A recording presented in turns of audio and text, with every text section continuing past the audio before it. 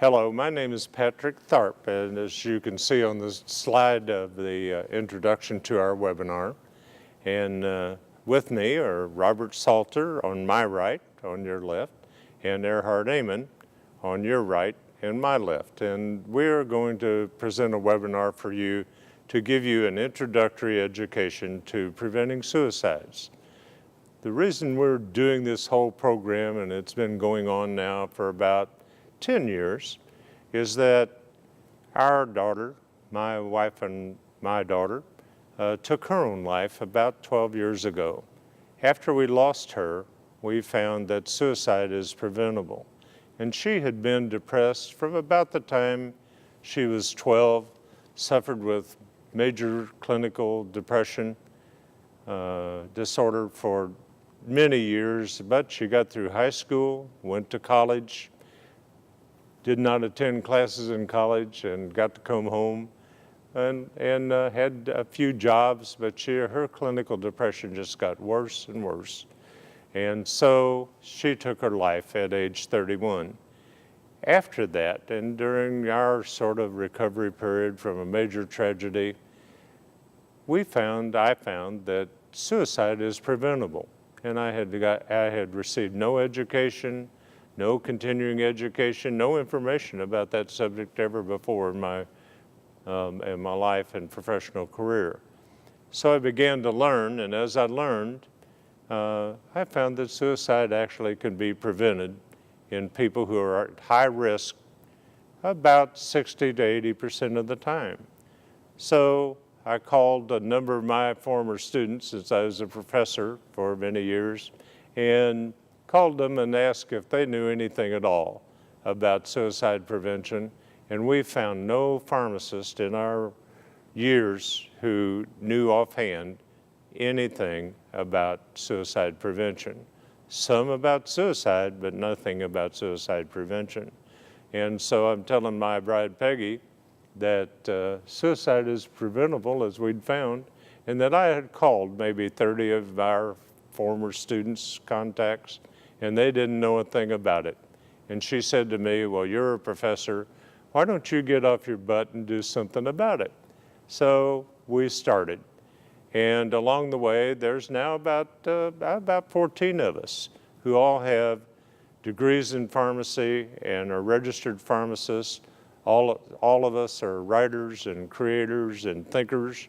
And so we've been presenting this program around the Midwest, particularly to schools of pharmacy, student pharmacist organizations, pharmacy organizations, one state pharmacy association, and others.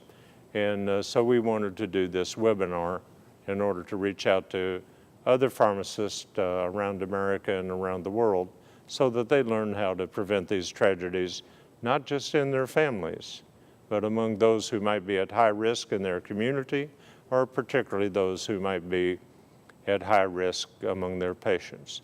And so that's how we're going to start. And the first person to talk about our slides and our webinar will be Robert Salter.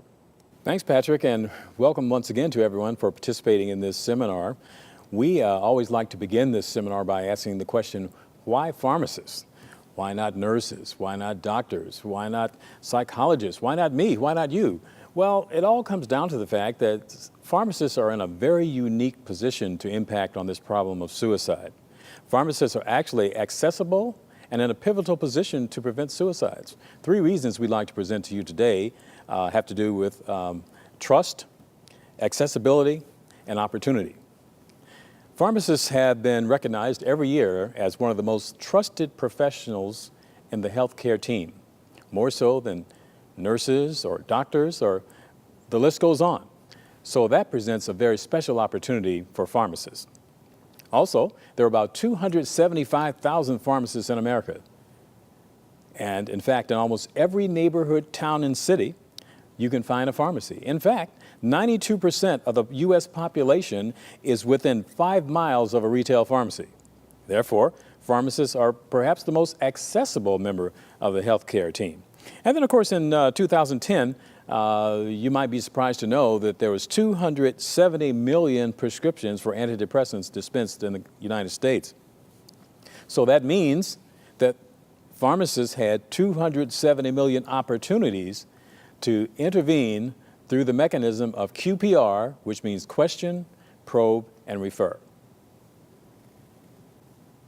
So let's unpack that a little bit further. We might want to know how exactly pharmacists and pharmacy students can help reduce the number and rates of suicides in America. Well, there are three reasons. One, by receiving education and training in suicide prevention. Throughout their pharmacy curriculum and clinical experiences, pharmacists can have an impact. Secondly, through practice, they can become capable and comfortable with the identification of patients at risk. They can also obtain family support and refer them to competent mental health professionals, clinics, and hospitals. But of course, the key is feeling comfortable and capable. And that's where this training that you're participating in today can help you quite a bit. A third way pharmacists, pharmacy students, and interns can impact this problem of suicidality is by counseling depressed patients and their families about preventing suicides. As the most accessible and trusted health professional in America, pharmacists are particularly in a unique position because of their knowledge, and that puts them in a valuable position to intervene with those at risk. Thank you, Robert. Pharmacists lack education and training in suicidality or suicide prevention. Few pharmacists out of hundreds contacted in recent years have had any familiarity or training regards to suicide prevention. Only one journal article recommended pharmacy education include suicide prevention. That was in 1972, 42 years ago. One other pharmacy journal article was found related to suicidality, a follow-up plan for antidepressant patients, but not suicide prevention. We know of no national and only one state pharmacy organization, the Illinois Pharmacists Association by PPS, which has offered any CE program on the subject. No known U.S. pharmacy school catalogs mention suicidality or suicide prevention. As institutions now graduating health providers after 7 years of education and training, all U.S. colleges of pharmacy should include suicidality and suicide prevention in their pharmacy practice and clinical courses in the professional years curriculum. Southern Illinois University, Edwardsville College of Pharmacy, and the St. Louis College of Pharmacy faculty, and perhaps others, do now include suicide prevention in some pre-professional year courses due to SSP advocacy education. As the 10th leading cause of death in the USA, suicide is the one cause which can be prevented in a crisis situation. With a success rate of up to 80%, other lower-ranked diseases causes are presently addressed in many College of Pharmacy courses. MTS, Medication Therapy Services, pharmacists can provide suicide prevention screens with depressed patients. Some sources of helpful information include the QPR Institute, Questions, Probe, Refer, and the Missouri Suicide Prevention Programs, and you see their web sites on the slide. Many references and icons to help from the Melling Group, PPS, that's the Pharmacy Preventing Suicides Group. A new suicide assessment tool was published in May 2013, DSM-5. All physicians should prescribe MTM services from their pharmacists regarding any suicide, black box warning medications, or other hazardous drugs subject to accidental or purposeful overdose such as mood disorder, antidepressants, opioids, barbiturates, and many high-risk substances. Thank you, Erhard. And we want to talk a little about physicians and preventing suicides, since we're, of course, a key member of the medical team and the physician is the quarterback of the whole team. And what we found through our research and discussions with physicians around the United States, that they don't know very much about suicide prevention either. They have not had classes or courses about suicide prevention. They've not had continuing education programs on the subject. And so the situation is that among older adults who take their own life, the American Association of Retired Persons says that more than 70% of them have seen a physician within 30 days of their death. We feel they probably have seen their pharmacist during that 30 days also, but there's no research yet done on that particular subject. In 2011, there was a study of physicians who were interviewing older adults in their offices as a regular patient visit, and these particular patients were at high risk, and they often, in the study, mentioned that they were thinking about or planning or intending to take their own life.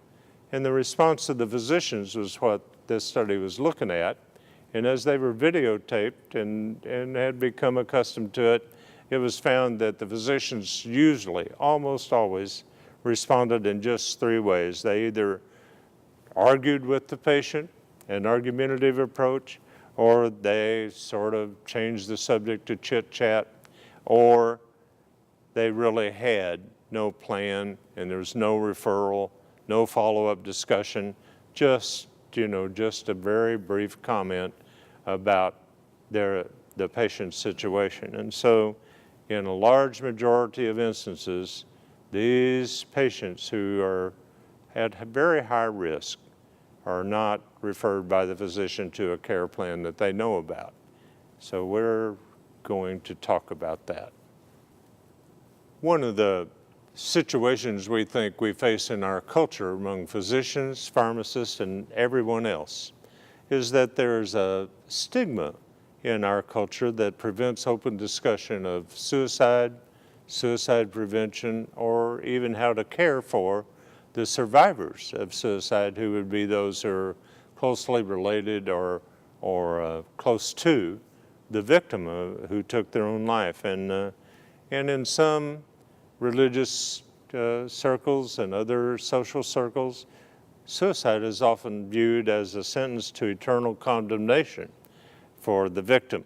But most religions, Christian, Hindu, others, the imams and the priests and the leaders of these religions are changing their particular stand about people who've taken their own life. And then, even then though, families are often shunned and disparaged by those around them because they've lost someone, and it is implied, at least, that it must be the family's fault or the family's failure. And that's not the case either. So we're going to try to remove the stigma, and you can help with that.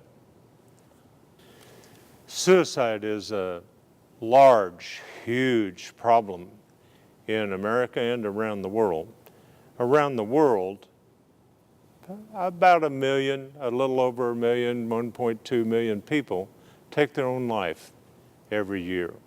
A lot of those happen in China, and a lot of those suicides are among Chinese women. And of course, it's a very, very complicated situation for anyone in any culture, anywhere. But in America, it's a really huge problem that I think pharmacists and related health professionals are going to be able to reduce significantly. Suicide is almost always preceded by a period or periods of depression or other mood disorders, such as bipolar disorder, anxiety, and other mental conditions. But data indicate that more than 35 million Americans suffer with major clinical depression disorder today, and over 38,800, and we think the number's probably closer to 50,000 because of non-reporting of suicide deaths. More than more than 38,800 people commit suicide each year in the United States. That'll be one every 16 minutes, 24/7, 365 days a year.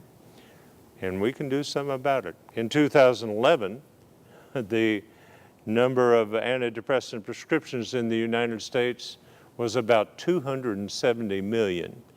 And antidepressants were the #1 therapeutic category for all drugs in the United States.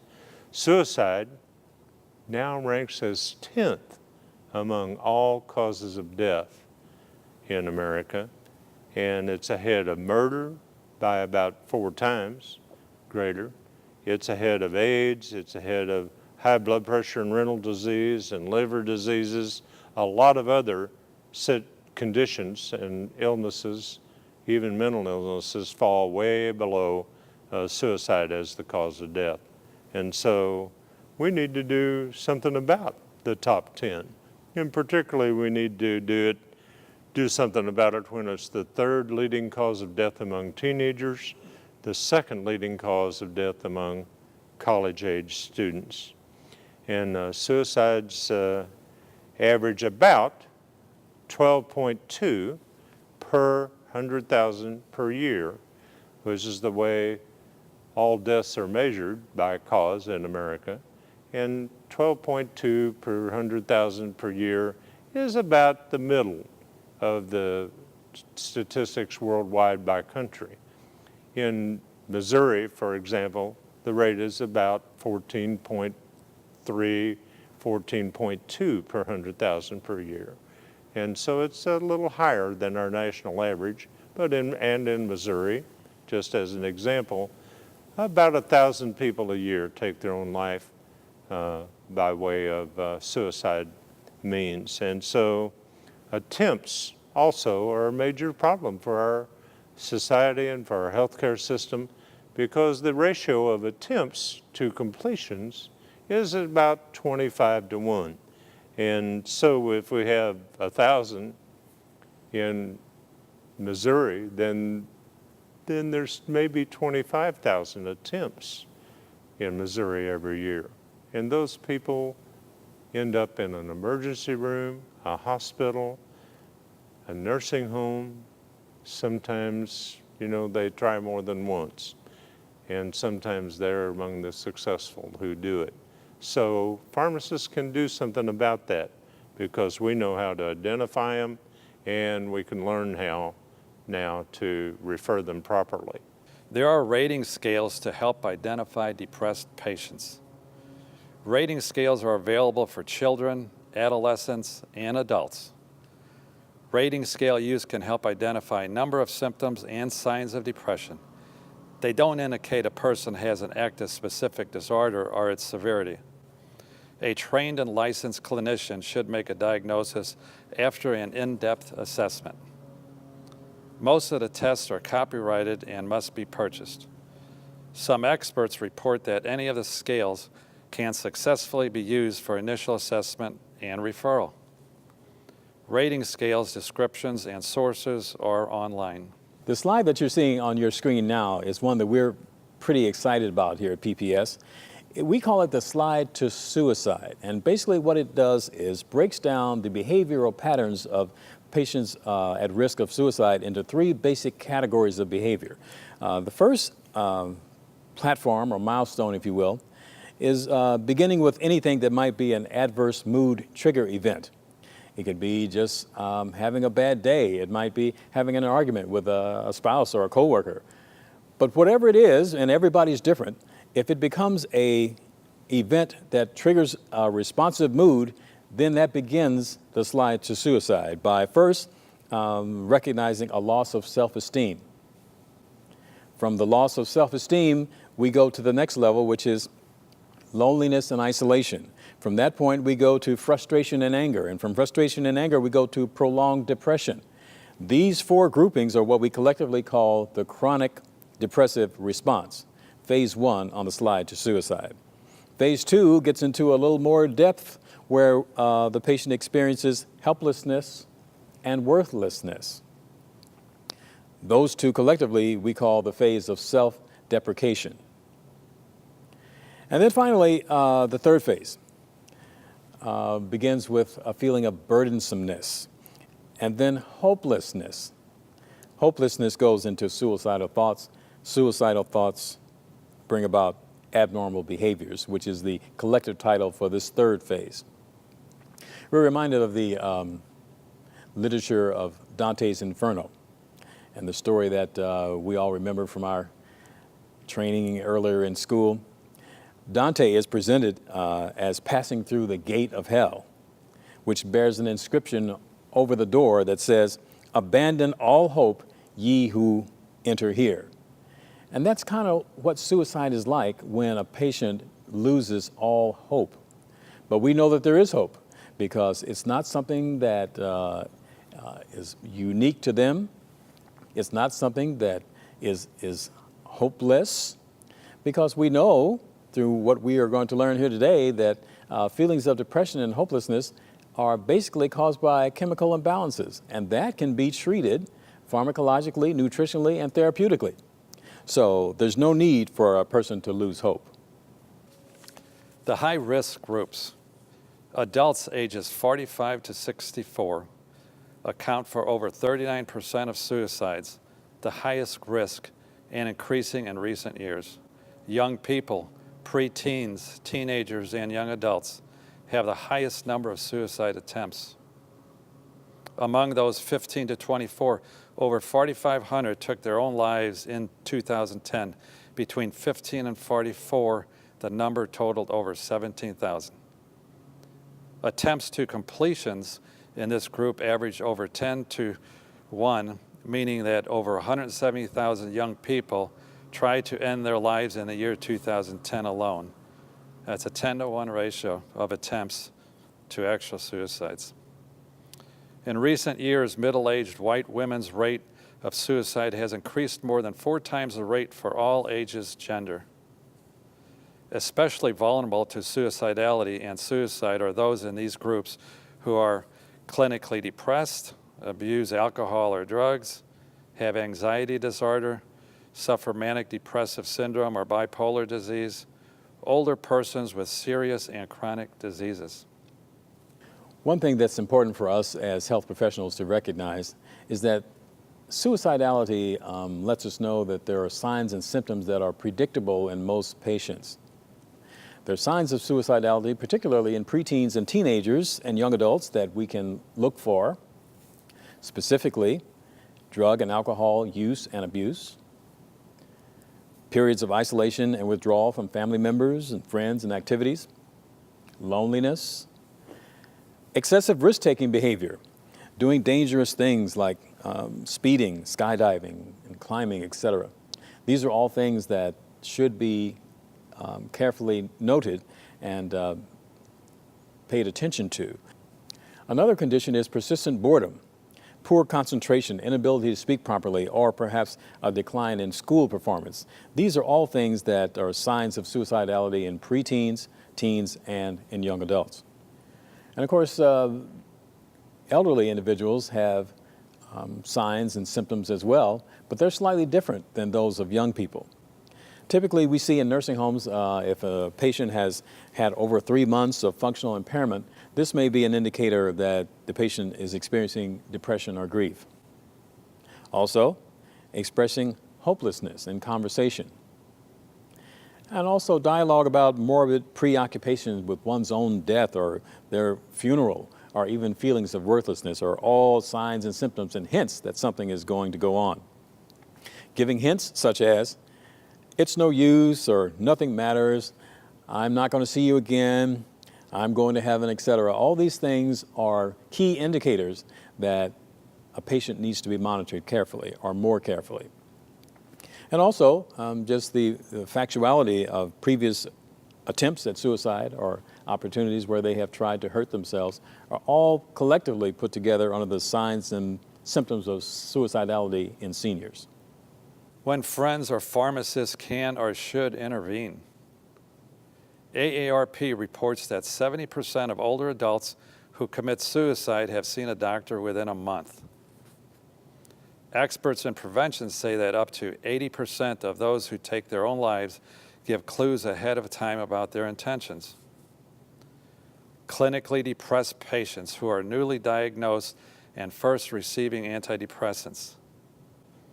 Patients who are not responding well or whose physician is changing their medications. The first few weeks when there is a new medication or a changed dose or form of an existing prescription. When he/she has observed or reliably heard of more than one of the warning signs in a patient.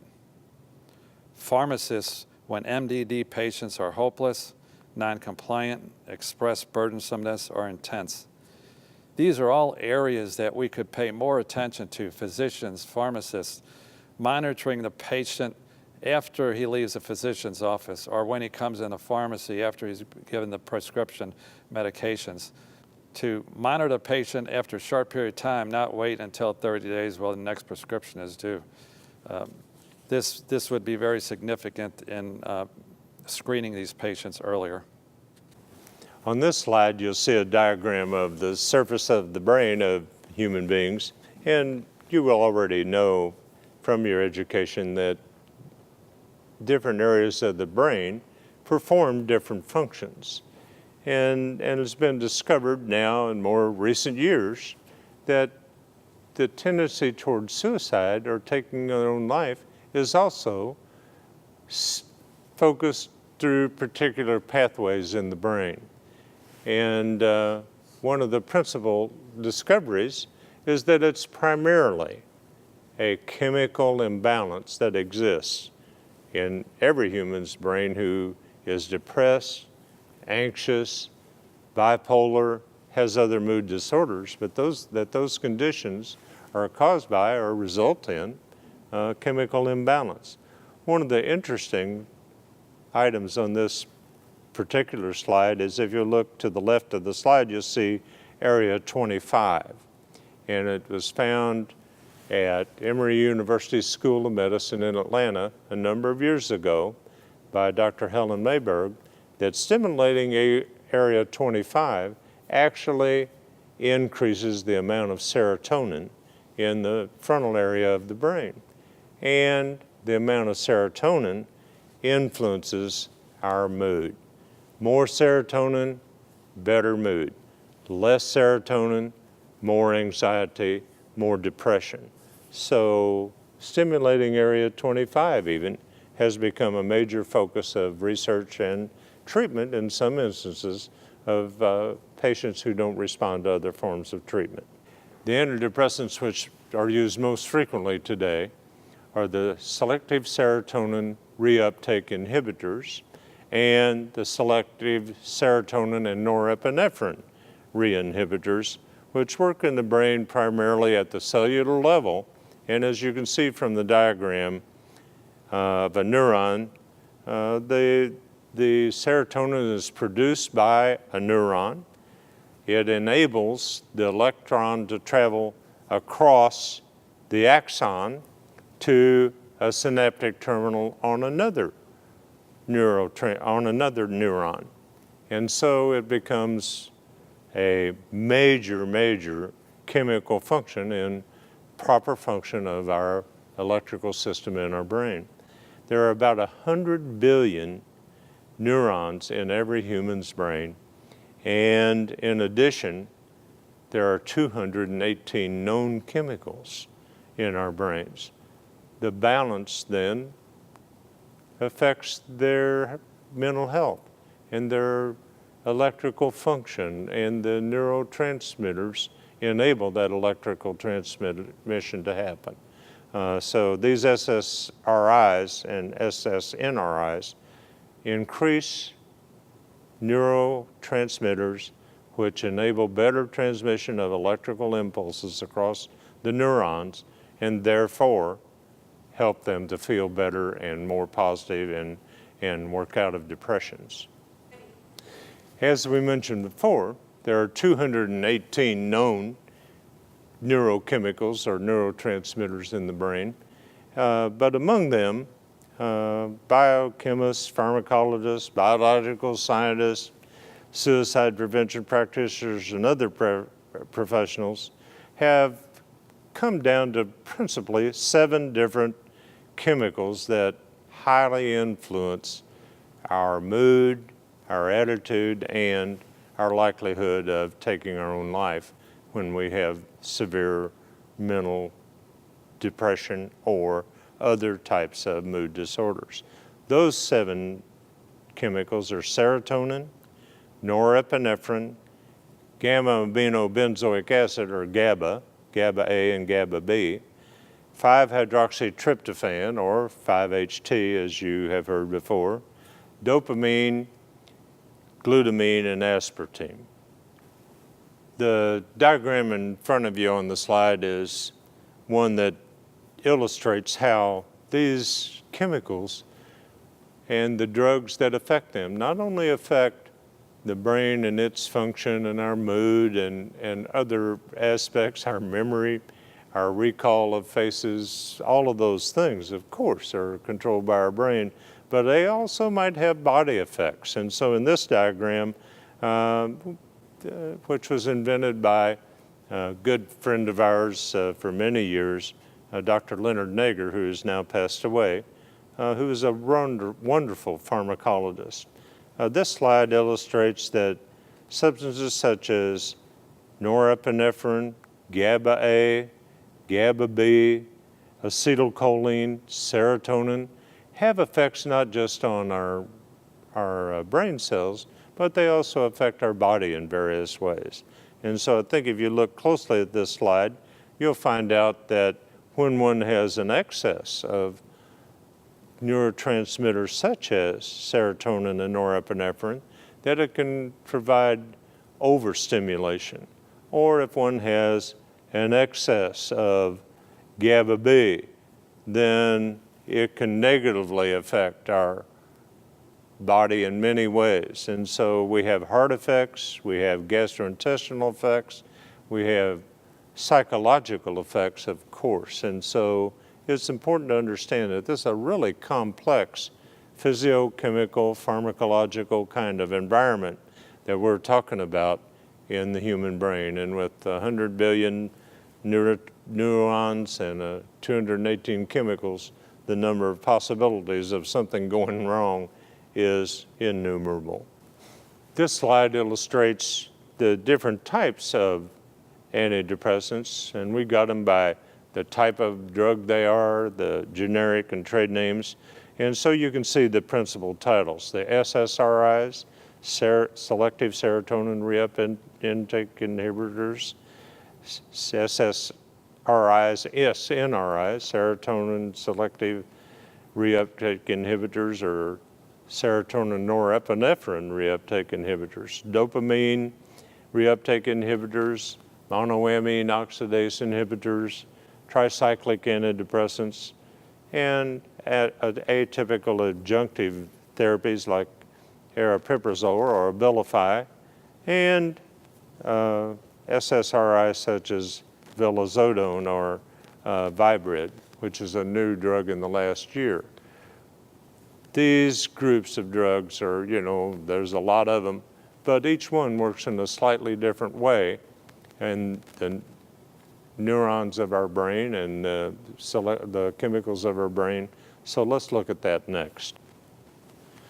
This slide summarizes the way that these medications affect the neurochemistry in our brain. But serotonin reuptake inhibitors help keep serotonin at the neural synapse to elevate our mood. Serotonin norepinephrine reuptake inhibitors keep both substances at the neuronal level, affecting the amygdala area particularly, where responses, memory, attention, and mood are controlled. It increases the oxygen, they increase the oxygen supply to the brain also. And of course, that would have chemical reactions which are helpful. Monoamine oxidase inhibitors inhibit or interfere with oxidizing hormones and other MOIAs in the brain to prevent the destruction of serotonin and norepinephrine and some other related chemicals in the brain.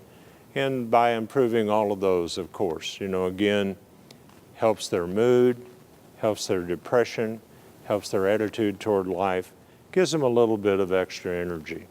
And then there's tricyclic antidepressants, which basically were the first really popular, really widely used serotonin and norepinephrine inhibitors, but side effects are limiting.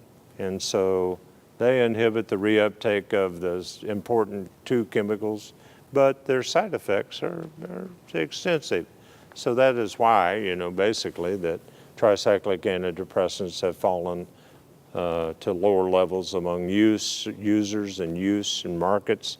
But still, they work and they can be used in some patients to achieve success, even though they're primarily replaced by SSRI'S and SNRI'S today. SSRI'S and SSNRI'S as a cause of suicides and murders. Keep in mind that these patients are already depressed and may have had some previous suicidal or harmful thoughts.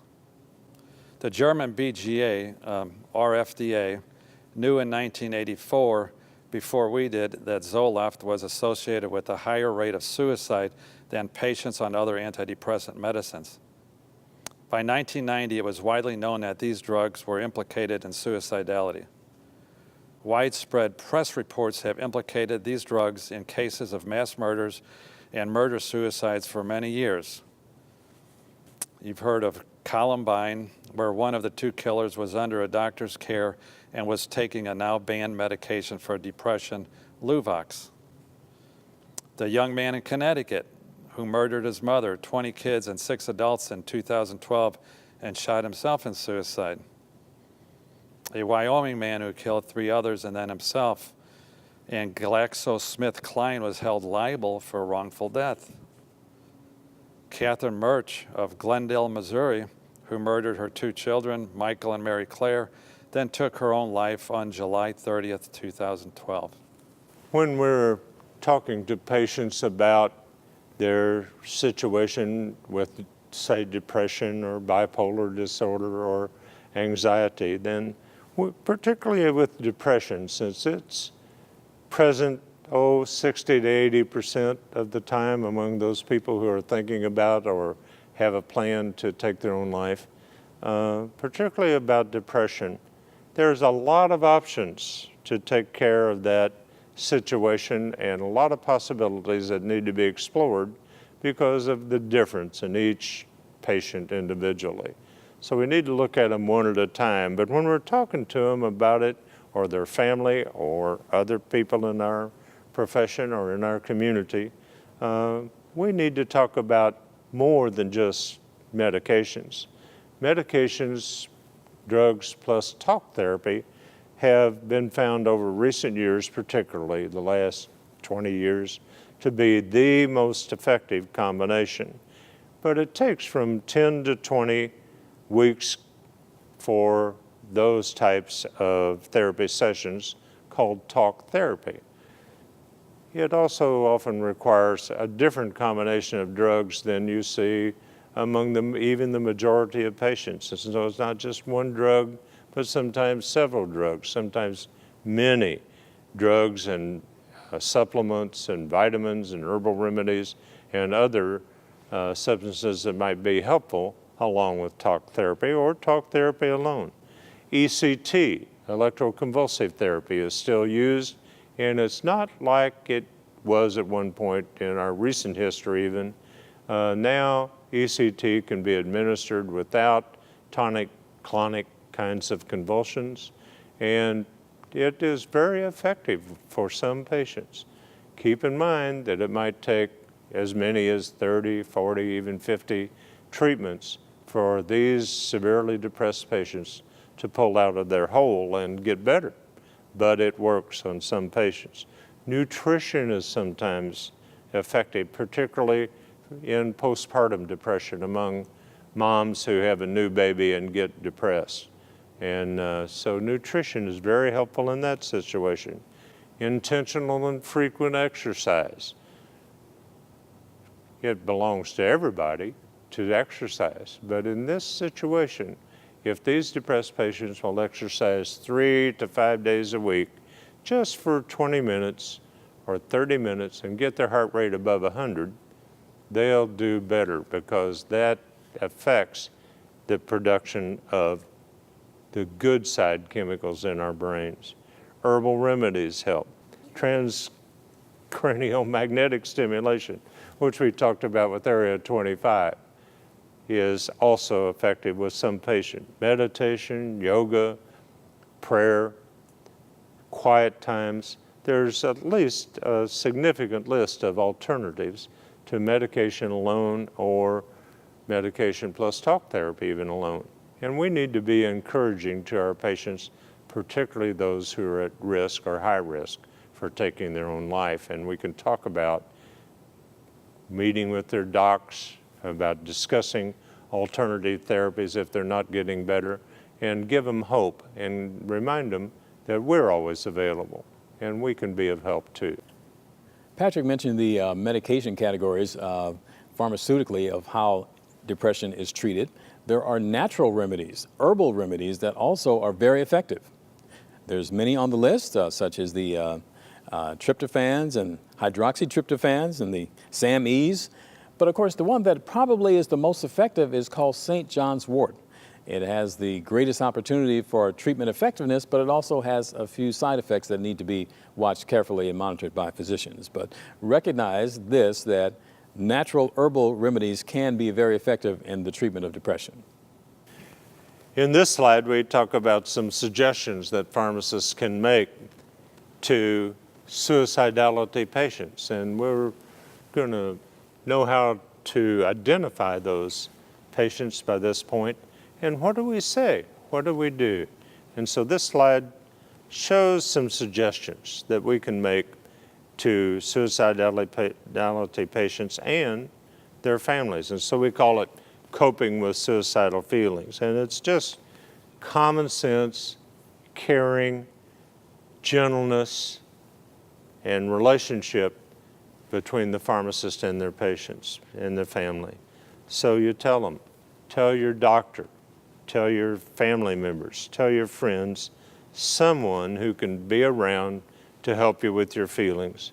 And these feelings are very temporary ordinarily and can be helped. Get away from any means of harming yourself. Have your dangerous objects removed from your house. Put it at someone else's house.